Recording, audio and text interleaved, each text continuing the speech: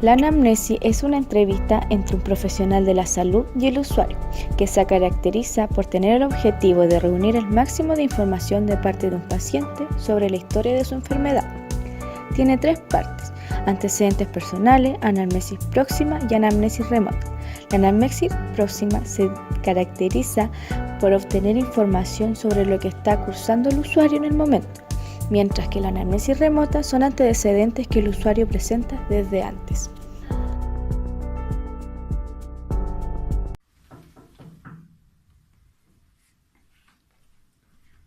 Adelante. Permiso. Toma asiento. Gracias. Buenas tardes. Buenas tardes. Mi nombre es Macarena Saavedra, soy kinesióloga y hoy día la voy a atender, ¿no? Ya. Cuénteme, ¿cuál es su nombre? Carolina Montenegro, ¿Su edad? 35. ¿Dónde vive? Vivo acá en Barrio Norte. Cuénteme, señora Carolina, ¿a qué la trae por acá? Yo fui a médico y el médico me mandó con usted porque me dijo que tenía algunos problemas de salud. Estoy haciendo unos exámenes y me dijo que tenía que venir con usted para que me evaluara. ¿Ya trajo sus exámenes? Sí. Los tengo acá. Me hicieron aquí unos exámenes de sangre.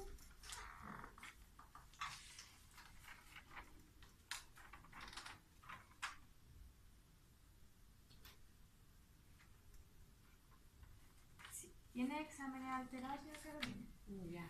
Ya. El doctor, además de eso, no le dijo que teníamos que hacer nada, solamente que tenía que ir al kinesiólogo. Sí. Ya.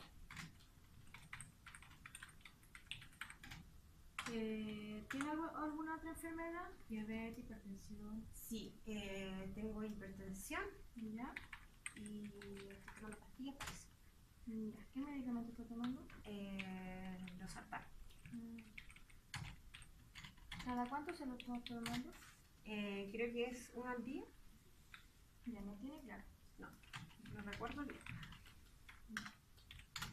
¿Hábitos? ¿Usted fuma? ¿Bebe Sí. alcohol? Sí, Fuma. fumo. ¿Cuántos al día? Más o menos unos 5 al día. Tiene que dejar de fumar sin dormir, somos más de enfermitos. ¿Ya? Ya. Me dijo que medicamentos los saltan, ¿sí? Sí. Ya. ¿Cirugía, hospitalización ha tenido alguna vez? No, hasta ahora no. No. Ya. Eso le vamos a pasar a tomar su signo vital. Le voy a pasar que se siente que pase al otro box, ¿ya? Ya. Los signos vitales son mediciones de las funciones más básicas del cuerpo. Los 4 signos principales que monitorizan el estado hemodinámico son frecuencia cardíaca, frecuencia respiratoria, presión arterial, saturación. Estos son útiles para detectar o monitorizar problemas de salud. Recordar que antes de realizar los procedimientos es importante el lavado clínico de manos. Frecuencia cardíaca es la cantidad de veces que el corazón late por minuto, llamado pulso. Este refleja las características del latido cardíaco como frecuencia, ritmo y amplitud. El latido se aprecia cuando se comprime la arteria sobre una prominencia ósea. Las arterias donde se palpa el pulso son humeral, radial, femoral, poplitea, pedia, tibial posterior y carótida. Para medir la frecuencia cardíaca en la arteria carótida, se realiza en el cuello por delante del ECOM, palpando con el dedo índice y medio hacia abajo. Los valores normales de la frecuencia cardíaca en adultos es de 60 a 80 latidos por minuto.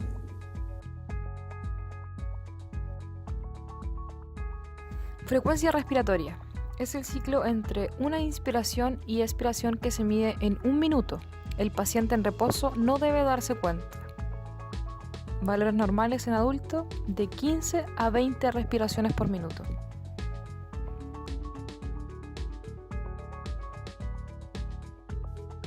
Presión arterial. Es la fuerza que ejerce la sangre sobre las paredes de las arterias impulsadas por el corazón. Presión arterial sistólica es la presión máxima que se alcanza en la fase de contracción del corazón, sístole.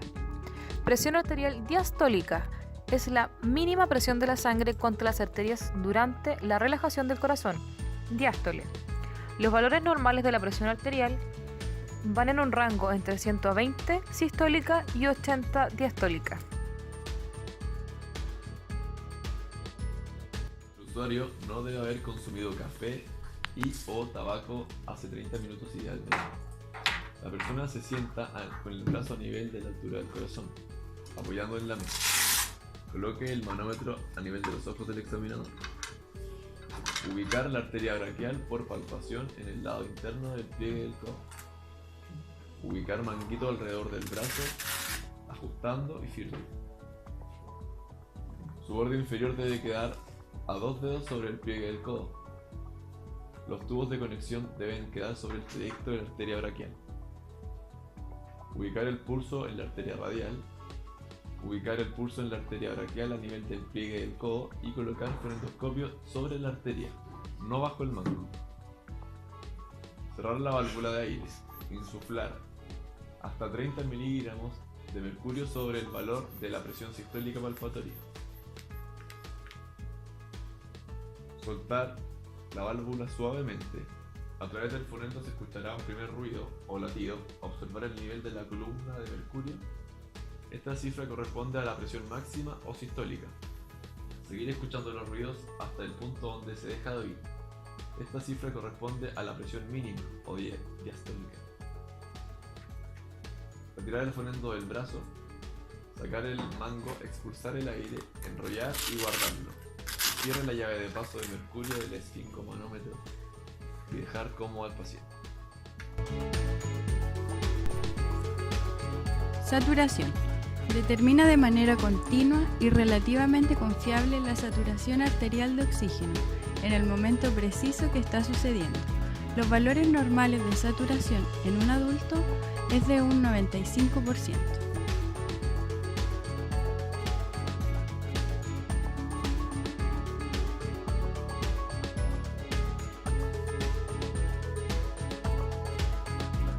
Lo que vamos a hacer ahora es mi sustatura y la voy a pesar. Bueno, Registro de la altura. En bipedestación y cuerpo en extensión máxima se mide la máxima distancia entre el piso y el vértex craneal. Pies y rodillas juntos, talones, cara posterior del glúteo y cabeza bien adheridos al estadiómetro. Mientras se mide, el sujeto debe retener la respiración en inspiración profunda.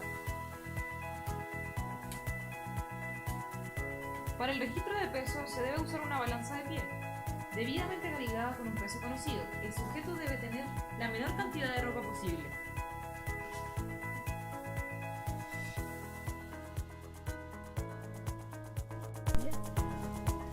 IMC. Se utiliza para identificar riesgo de morbimortalidad. Se obtiene mediante la fórmula de peso dividido talla al cuadrado. Se categoriza como normal menor de 25, sobrepeso mayor de 25, obesidad mayor de 30, obesidad mórbida mayor de 40.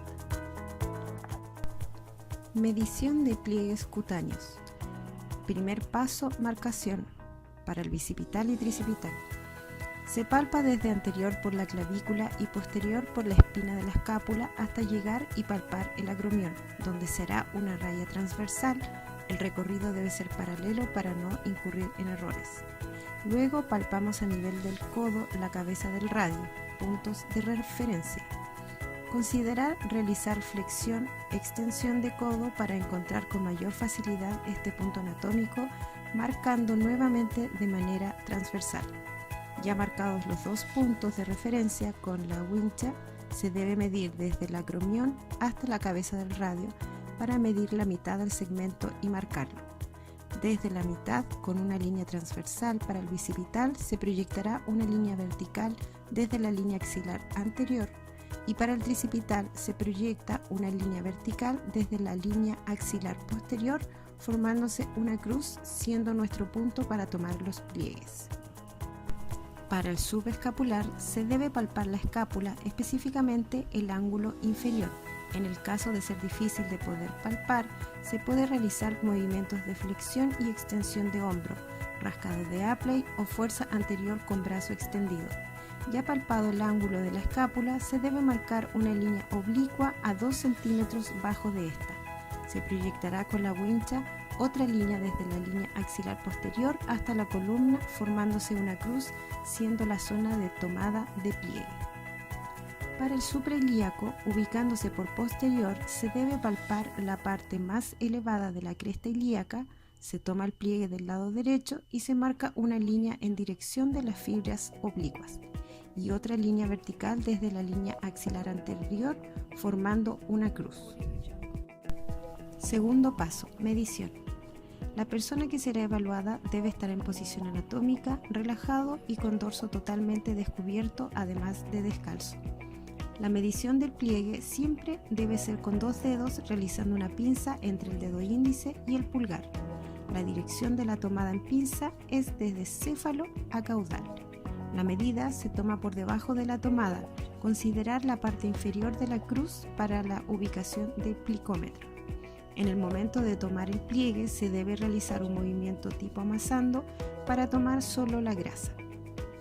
Ubicar el plicómetro justo debajo de los dedos y sin soltar.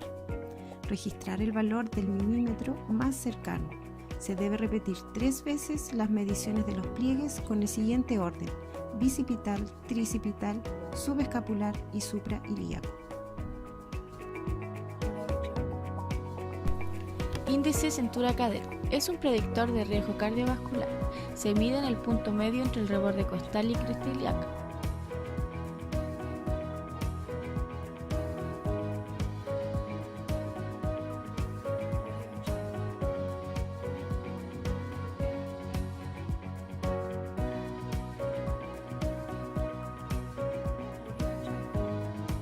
Se categoriza como normal en mujeres menor a 80 centímetros, un riesgo moderado entre 80 y 88 centímetros y un riesgo alto mayor a 88 centímetros. En hombres, el valor normal es menor a 94 centímetros, el riesgo moderado 94 a 102 centímetros, mientras que el riesgo alto es mayor a 102 centímetros. Perímetro de cuello, indicador de riesgo cardiovascular. Usuario, sentado, ubicar la cinta inmediatamente por encima de la nuez de Adán. Un valor superior a 43 centímetros, elevado porcentaje de grasa visceral.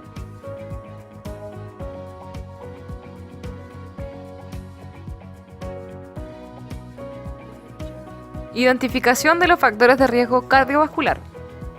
Los causales o mayores son tabaquismo, hipertensión arterial, colesterol sérico elevado, HDL bajo y diabetes.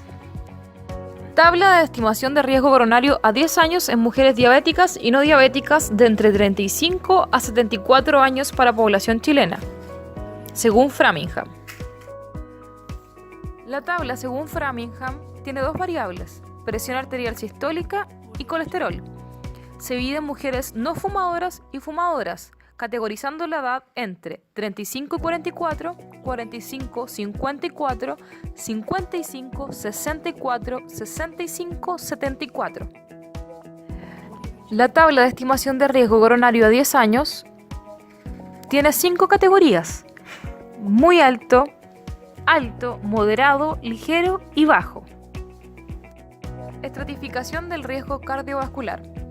Las tablas de estratificación de riesgo sirven para detectar individuos en riesgo de sufrir un evento cardiovascular en los próximos 10 años. La evaluación cualitativa de riesgo cardiovascular global se categoriza en 4: de bajo riesgo, moderado, alto y máximo. Bajo riesgo, sin factores de riesgo mayores, con un porcentaje menor a 10% de padecer algún evento cardiovascular en los próximos 10 años. Moderado riesgo, un factor de riesgo mayor, con posibilidades menor a 10% de padecer algún evento cardiovascular en los próximos 10 años. Alto riesgo, 2 factores de riesgo mayores, entre un 10 y un 20% de padecer algún evento cardiovascular en los próximos 10 años. Máximo riesgo, 3 o más factores de riesgo mayores, con un porcentaje mayor a 20% de padecer algún evento cardiovascular en los próximos 10 años. Ya, señora Carolina, según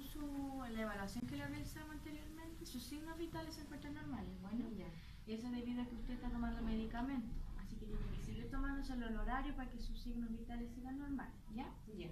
Su IMC está alterado, Ya. Le dio un resultado de 32 y eso la clasifica en un grado de obesidad hereditaria, Ah, ¿ya? ya. Su perímetro del cuello está normal, pero su perímetro de cintura está alterado. Tiene un resultado de 90 centímetros y eso la clasifica en un alto riesgo cardiovascular. ¿Ya? Ah, ya. O sea que tendría que tener, ¿cuánto de cintura? ¿60? ¿No? No, menor a 80, Menor de 80. como lo normal. Ya. ¿Ya? Según su estratificación que le realizamos, se encuentra en un riesgo máximo, porque Ya. tiene 3 factores de riesgo cardiovasculares, que son el tabaquismo, su hipertensión arterial, que es su patología, y además en su examen laboratorio que me mostró tenía colesterol sérico elevado. Ya. ¿Ya? Según Framingham, que es otra clasificación, tiene un riesgo de más del 20% de sufrir un evento cardiovascular durante los próximos 10 años. Ah, ya. ¿Ya? Entonces encontramos varios parámetros que tiene alterados. Por eso el doctor la mandó a atenderse junto al kinesiólogo, ¿ya? Ya. Lo que vamos a realizar, vamos a dejar otra sesión para que pida la horita Ya. y vamos a empezar a generar su entrenamiento físico para modificar estos factores de riesgo y así tenga una mejor calidad de vida. Ya. Bueno, Ya. ya Bueno. señora. Que tenga Muchas buen día. gracias.